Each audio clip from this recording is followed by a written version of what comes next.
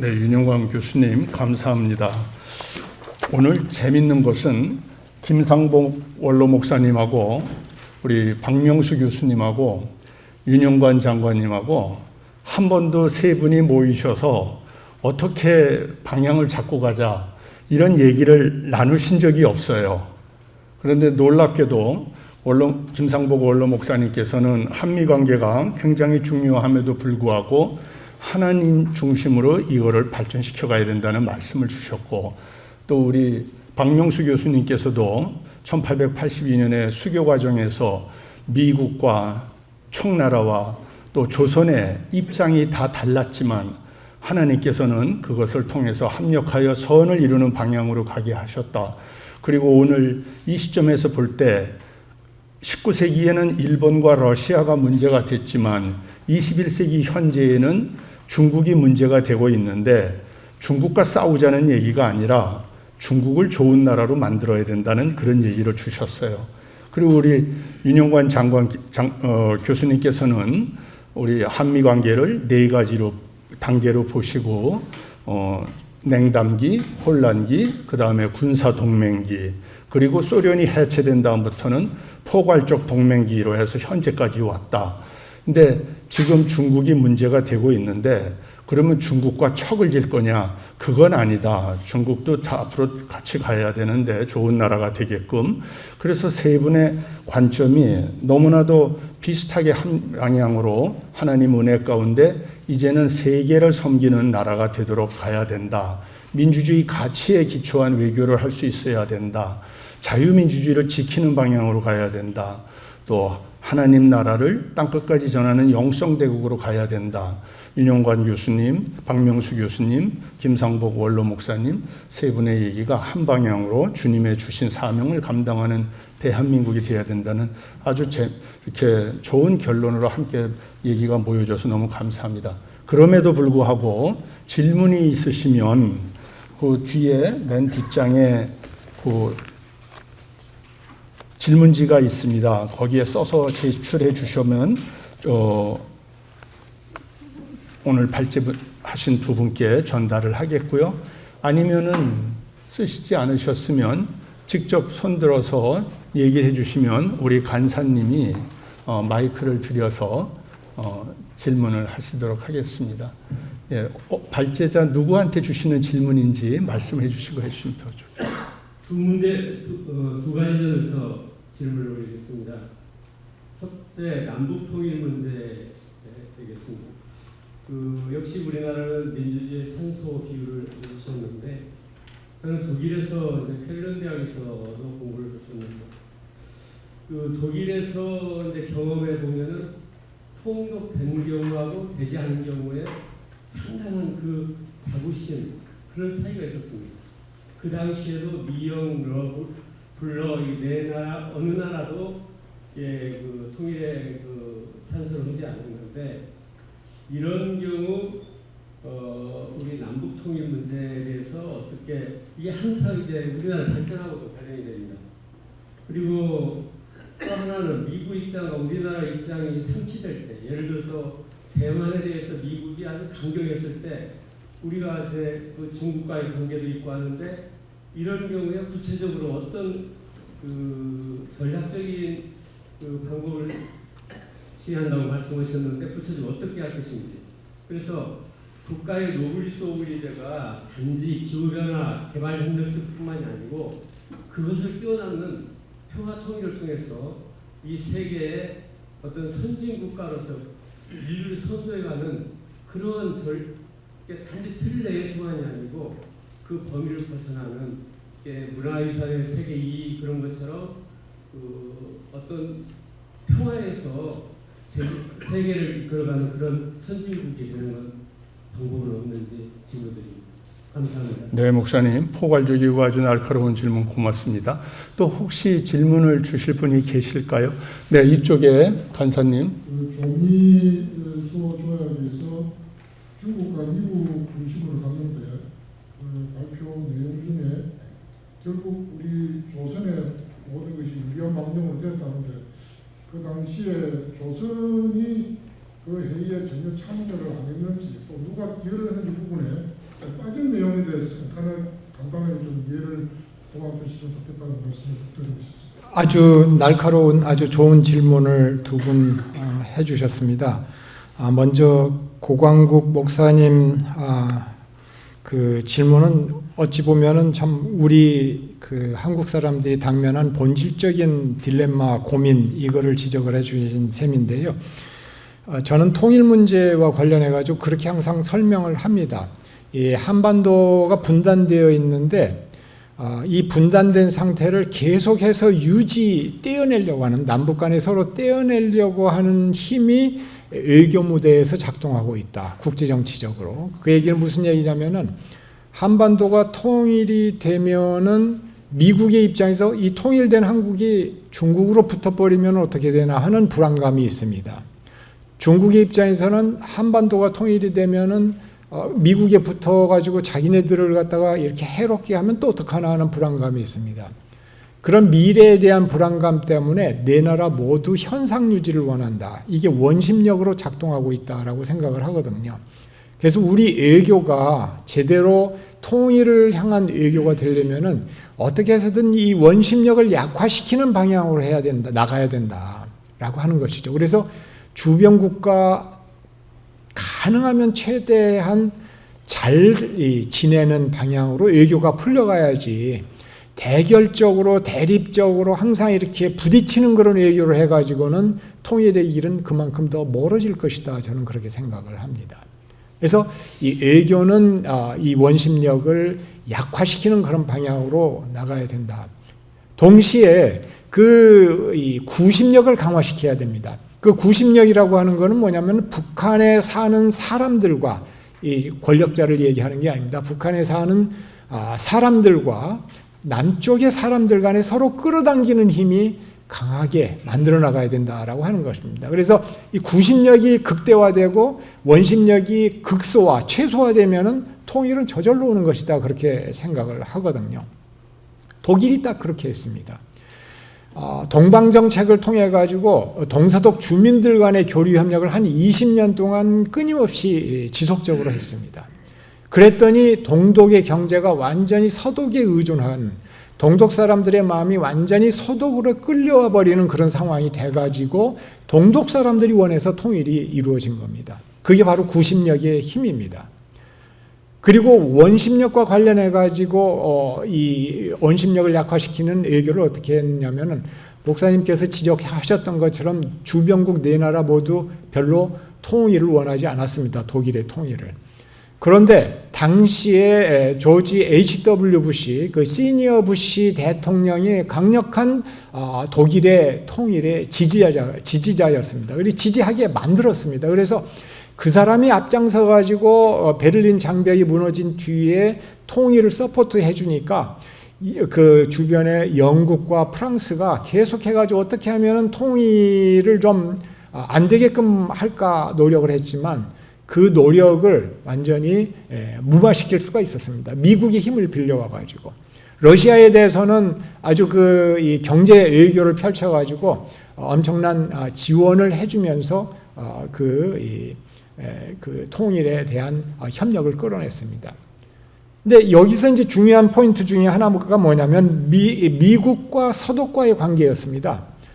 서독이 동방정책, 그러니까 우리식으로 말하자면은 이 진보정책이죠. 햇볕정책 비슷한 거를 그 빌리 브란트 총리가 들고 나오니까 당시에 안보보좌관이었던 키신저 박사가 말도 안 되는 소리다. 그거 참 굉장히 감성적이고 무책임한 그런 정책을 펼쳐나가려고 한다라고 비난을 했습니다. 그러니까 기본적으로 불신을 한 겁니다. 그런데 서서히 미국과 모든 중요한 문제들을 상의를 해나가고 협의를 해나가고 하면서 신뢰를 갖다가 쌓아줬더니 그 2년 지나고 3년 지나고 하면서는 완전히 미국이 동방정책을 지지하는 그런 국가가 되어버렸습니다. 그게 바로 외교의 힘입니다. 그러니까 꾸준하게 신뢰를 쌓아나가는 관계를 우리도 미국과 형성을 해나가서 그 미국을 우리 쪽으로 끌어오게끔 만들어 나가야 된다라고 하는 것입니다. 밑바닥에 신뢰가 깔리지 않으면은 우리가 아무리 무슨 좋은 얘기를 해도 사람 마음이 다 그렇지 않습니까? 마음이 움직여야 오는 것이지 그런데 그러한 노력을 우리가 외교적인 노력을 그렇게 잘한 것 같지가 않습니다. 사실은 지내놓고 보면은. 그래서 그런 면에서 많이 생각할 필요가 있고, 그 다음에 미중 관계가 악화되는 가운데 한국은 미국의 동맹인데 중국에 또 경제적으로 굉장히 의존하고 있다라고 하는 말씀을 하셨습니다. 그러면서 우리가 바르게 하려면 국가 정책 방향을 분명하게 밝혀야 된다라고 하는 그런 말씀을 하셨는데, 저도 그 문제의식에 동감합니다. 그래서 아주 이게 그 외교라고 하는 것이 항상 그 수학 공식과는 다른 것이기 때문에 확실하게 우리는 이 방향으로 가겠다라고 선언을 하는 것, 모든 것에 대해서 미리 공표를 해놓으면은 뒤에 가가지고 우리 국가 이익이 걸렸을 때 발목이 잡힐 수가 있습니다, 스스로. 그래서 그런 것들이 있기 때문에 너무 디테일하게 아주 정해가지고 확정해가지고 이렇게 발표할 필요는 없지만, 외교를 해나가는 과정에서 저 나라는 나름대로 이러이러한 원칙을 가지고 하는 외교를 한다라고 하는 인식을 줄 정도로 나름대로 일관된 원칙, 예를 들어서 한국의 주권 문제와 관련된 사항이 있다 그러면은 그거를 침범했을 때는 과감하게 항의하고 시정하도록 하는 노력, 이런 것들을 해나가야 됩니다. 근데 그런 것들을 우리가 과연 그동안에 충분히 해왔나? 조용한 외교라고 하는 그 이름 아래 그냥 없는 것처럼 지나가 버린 거 아니냐. 그러다 보니까 오히려 국민들의 반중 감정이 더 불필요할 정도로 더 높아진 거 아니냐 하는 그런 반성을 해볼 수가 있습니다. 그래서 나름대로의 방향 감각, 방향 의식을, 원칙을 제시하고 그거를 꾸준히 실천해 나가려고 하는 노력이 필요하다. 예를 들자면 아까 말씀드린 한국은 민주주의 국가다. 그러니까 당신네들이 우리 헌법에 규정된 민주주의라고 하는 그 국가 정체성에 따라서 한국의 외교하는 거에 대해서 가타부타 말할 자격이 없는 것이다. 그거는 소권상이 아니다. 우리의 주권 문제다라는 식으로 분명하게 밝힐 거는 밝히고, 또 협력할 거는 경제적인 차원에서 이렇게 협력하자. 그래서 서로 도와가면서 사면 되는 거 아니냐라는 식으로 중국 문제나 이런 것들을 다룰 필요가 있다고 저는 생각을 합니다. 예, 감사합니다. 제가 시간이 없어서 제대로 설명하지 못한 부분을 질문해 주셔서 감사하게 생각을 합니다. 먼저 한미조약에 있어서 우리 조선이 어떤 역할을 했느냐라고 하는 문제인데요. 사실은 1880년 슈펠트가 일본 나가사키에 와서 부산까지 와가지고 조선 정부에 편지를 보냈습니다. 그 편지의 내용에 보면은 뭐가 나오냐면은 미국은 조선을 식민지로 삼을 마음이 없고 조선의 종교에 대해서 간섭할 마음이 없다라고 하는 것을 밝혔어요. 그리고 제너럴 샤마노 사건에 대해서도 조선 정부의 설명을 잘 이해한다. 그러니까 상당한 좋은 얘기를 한 겁니다. 그러니까 조선 정부가 그거에 대해서 미국하고 손을 잡아도 별로 큰 어려움이 없겠구나라고 하는 긍정적인 생각을 가진 것이고요. 그러나 1882년 조미조약이 맺어질 때, 조약이라고 하는 것은 사실은 말하자면 정권대사가 조약을 맺어야 되는 거 아니겠습니까? 여러분들 오늘날 관찰해서 보면은 조선의 정권대사가 중국에 가 있었느냐? 그렇지 않았어요. 미국은 정권대사를 보내달라고 했는데 고종이 정권대사를 보내게 되면은 조정에서 논의해야 되고, 그러면은 결국 무슨 문제가 벌어지냐? 서양 여러 나라와 손을 잡아야 되냐 말아야 되냐라고 하는 국내 문제가 생기기 때문에 중국 보고 이용장 당신이 좀 알아서 해달라 이렇게 얘기를 한 거예요. 그럼 미국이 자꾸 정권대사가 와야 된다 그러니까, 심지어 재밌는 얘기가 그 이용장이 그 김홍집이 그 정권대사는 아닙니다만은 거기에 가 있었어요. 도장을 만들어서 찍으면 어떻겠느냐. 그럴 때 김홍집이 우리는 그렇게는 못한다. 이런 얘기를 할 정도로 돼 있었습니다. 그러나 이제 조선에 와가지고는 이제 신원이라고 하는 사람이 이제 대표로 해서 도장을 찍었지만은 사실 그것은 형식적인 것이고 이미 중국에서 다 있었습니다. 조미 조약에 있어서 그 한국 사람들의 관심은 아까 조금 설명 못 했습니다만 관세에 있었어요. 일본과 조약을 맺었는데 관세 조항이 없었다고요. 그러니까 일본 상품이 그냥 우리나라에 그냥 들어오는 거예요. 여기에 대해서 미국은 사실 그 당시에 국제적인 기준에 비해서 볼 때 상당히 후한 그런 세금을 조선에 물겠다. 그래서 나중에 영국이 거기에 대해서 반발했습니다. 조선에게 좋은 조건을 했어요. 또 한 가지는 취해법권 문제인데 조선은 서양 사람들이 우리나라에 와서 특별한 권한을 갖는 것을 우리는 받을 수 없다. 그러니까 그 조약의 내용에 보면은 당신네들 말 이해하지만은 그러나 조선의 법체계와 서양의 국제적인 법체계가 다르기 때문에 현재 상황에서 취해법권을 없는 것으로 할 수는 없다. 그러나 조선이 발전하면은 언제든지 우리 수용할 수 있다. 이렇게 돼 있어요. 그런데 지금 현재 취해법권 이런 조항 놓고 이거 불평등조약이다 막 얘기하는데 사실 여러분들이 우리나라가 지금 아프리카에 가서 말하자면 법이 제대로 갖춰지지 않은 아프리카에 우리나라 사람이 간다고 했을 때 어떤 일이 벌어지겠습니까? 이런 점에서 볼 때에 사실은 그걸 그렇게 나쁜. 그래서 사실 중국 이용장도요. 조선의 조미조약을 잘 맺게 되면 어떤 일이 벌어지느냐. 지금까지 중국과 미국이 맺었던 잘못된 조약을 이 새로운 조약에 의해서 개정할 수가 있다고요. 그래서 잘 맺어주려고 노력을 했고 조선 정부는 이제 실질적으로 조선이 국제사회에 나가는 첫걸음인데 러시아도 오려고 그러고 중국도 오려고 그러고 일본과 옛날에 맺은 거 고치기도 해야 되는데 미국과의 샘플인 좋은 조약을 맺어가지고 그것을 기준으로 해서 다른 나라에도 강요하려고 그랬어요. 그렇기 때문에 이 조미조약이라고 하는 것은 상당히 잘 맺어진 조약이고 조선이 가서 적극적으로 참여해서 한 것은 아닙니다만은 그런 점에서 중국의 본래적인 의도, 속방으로 두려고 하는 그 의도는 무시되고 또 우리가 구체적으로 얘기를 하지 않았습니다만은 미국에 의해서 독립국으로 인정받는 것은 됐지만은 그러나 모든 것이 협력해서 잘 맺어진 것이라고 생각을 합니다. 또 한 가지는 이제 제가 아까 말씀드릴 때 무슨 말씀을 드렸냐면 미국 정부와 미국 선교사 입장이 달랐다 이런 얘기를 했어요. 이것은요 조미관계를 보면은요 여러 가지로 나올 수 있습니다.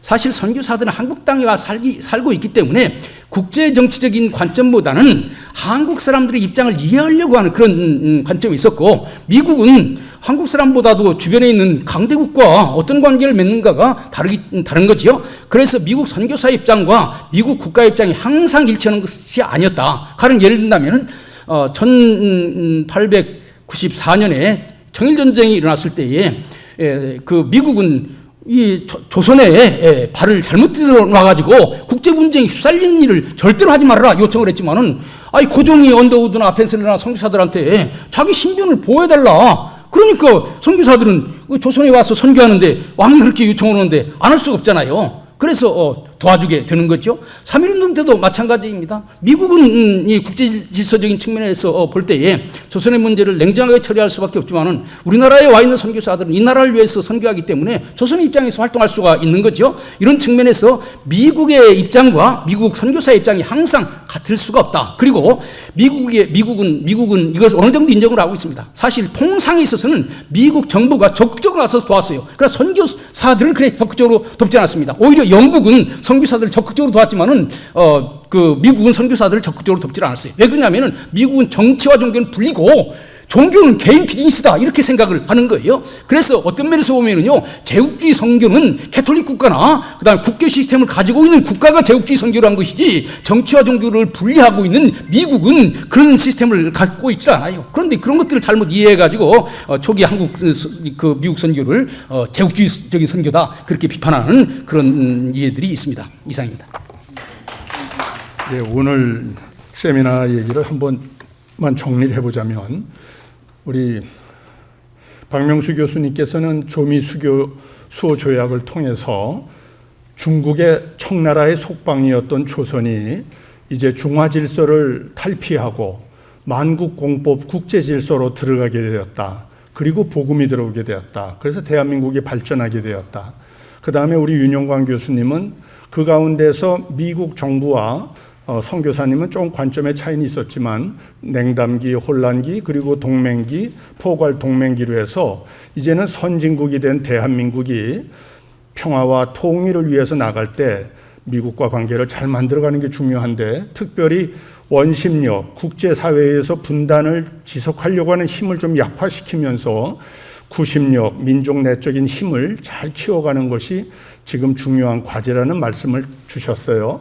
헨리 키신저 얘기를 하셔서 그 70년대 그랬던 키신저가 2002년 독일 통일이 되고 난 다음에 쓴 책 중에 Does America Need a Foreign Policy라는 책이 있어요. 미국은 외교 정책이 필요한가?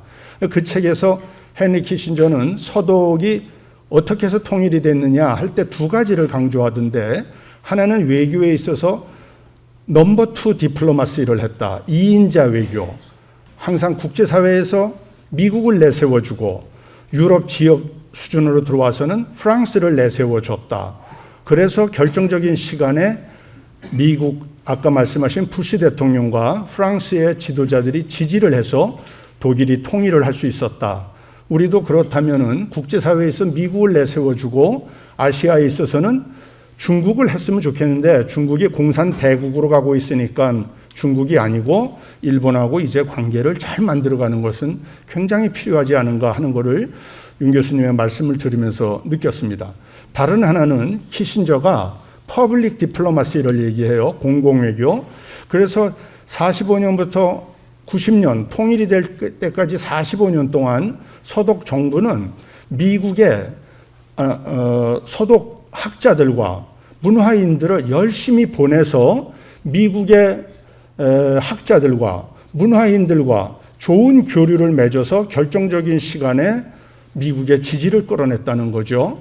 우리 한복협이 사실은 원래 세미나만 하고 기도만 하는 그런 단체가 아니라 우리 존경하는 김명혁 회장님 때부터 저희들이 모여서 한국 사회를 바른 방향으로 가게끔 성명서도 발표하고 또 좋은 실천들을 했는데, 우리 최유 회장님 때 작년부터 저희들이 애를 써서 미국 복음주의 진영하고 네트워크 만드는 일을 하고 있습니다. 그래서 미국 복음주의 협의회라고 할 수 있는 NA 월터킴 회장과 우리 회장님이 협의를 해서 앞으로 네트워크를 같이 만들어 가자. 또 회장님께서 김원강 우리 회장님하고 함께 미국에 방문을 하셔서 미국 기독교 지도자들을 만났고, 이번 12월 달에 우리 한복협에서 추진하고 있던 억류 선교사 석방 문제로 빌리 그레암 재단의 프랭클린 그레암 목사님이 만나자고 연락이 왔어요. 그래서 12월에 가게 됐고요.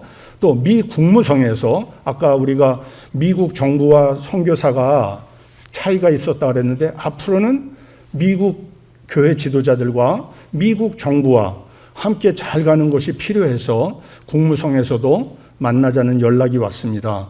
작년부터 목사님들께서 억류 선교사, 북한 억류 선교사 석방을 위해서 기도해 주시고 있지 않습니까? 계속해서 기도해 주시면 하나님께서 우리 하나님 나라를 위해서 북한 선교를 하시던 김정욱, 김국기, 최춘길 선교사님, 이분들을 돌아오는 길을 한미 기독교와 한미 정부가 잘 해서 석방을 모셔오고 또 한반도의 평화와 복음 통일의 길을 열어가게 되는 좋은 일이 있을 것이라는 기대가 되면서 오늘 140주년 세미나는 여기서 마치겠습니다. 그러면